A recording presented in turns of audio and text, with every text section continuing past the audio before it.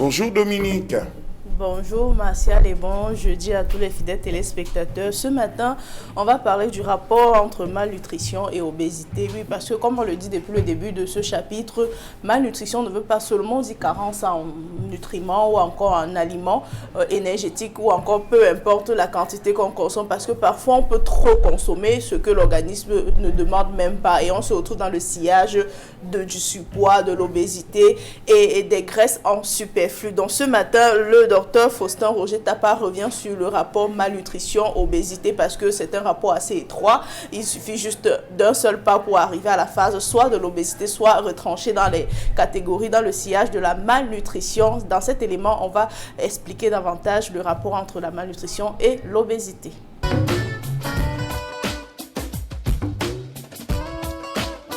Quand vous mangez, il y a un phénomène biochimique qui se passe dans votre corps, c'est la libération de l'insuline. Et quand vous libérez l'insuline, vous pouvez fonctionner sur l'énergie que l'insuline va produire à partir des sucres, mais vous n'accédez jamais à votre capital graisseux. Donc vous ne pouvez pas accéder à la graisse.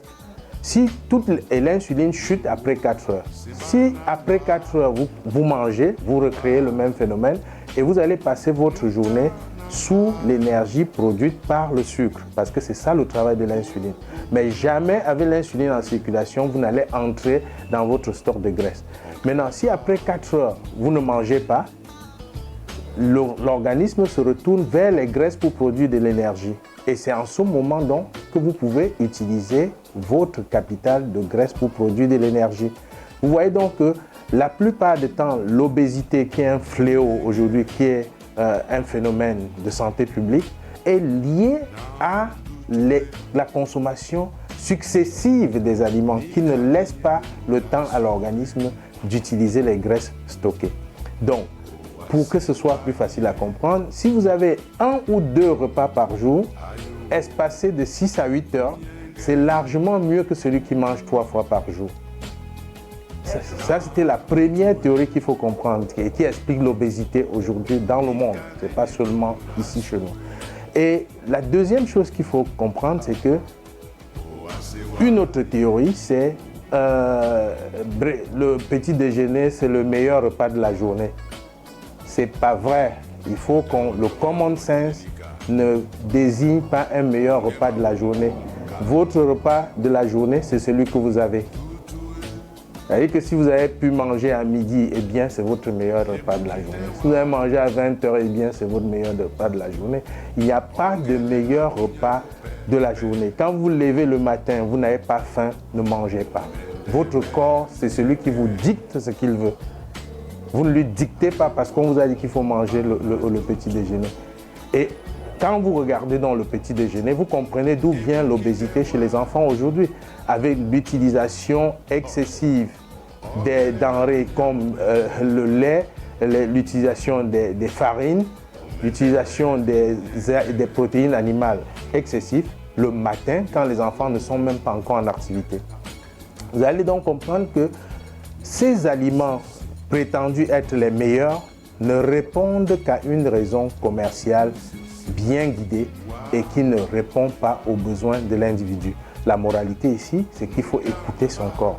Si vous pouvez manger 1 fois par jour, prêtez attention à la qualité de ce que vous mangez et c'est très bien. Si vous pouvez manger 2 fois par jour, assurez-vous que vous espacez votre repas de 6 à 8 heures, ce qui va donner un espace entre la chute du taux d'insuline à la 4e heure et la 6e heure d'utiliser les graisses. Voilà une des raisons qui explique l'échec des régimes, je le disais tantôt au début de cette émission.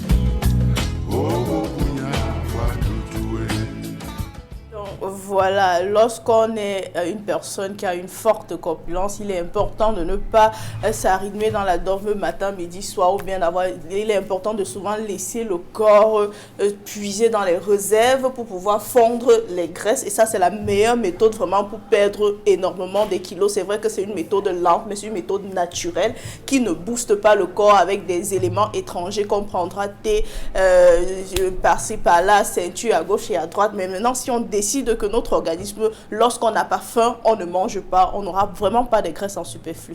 Voilà, une méthode bien élaborée Ouais. par le docteur Tapa. Tapa pour les personnes qui ont des problèmes de surpoids. Contactez Dominique. Voilà. Dominique qui est son Parce que- manager. Et je suis son cobaye, parce que Voilà. si vous l'avez remarqué depuis un certain Voilà, temps, donc, 2-3 mois par là, elle est sur la j'ai méthode. énormément dans la perdu des méthode de kilos, Tapa. le cou devient de plus en plus fin et tout, donc je suis le Et cobaye ça du marche. docteur Tapa, et ça marche. Voilà, donc pour perdre et suivre cette formule, Oui. c'est une formule assez originale. Donc, allez, venez voir avec Dominique. Venez me voir. Alors, le prénom du jour, Adéline. Le prénom célébré le 20 octobre, c'est le prénom Adéline. Il y a également Adélina, voilà, ce prénom germanique qui vient de Adal, qui veut dire noble. Adéline, des nôtres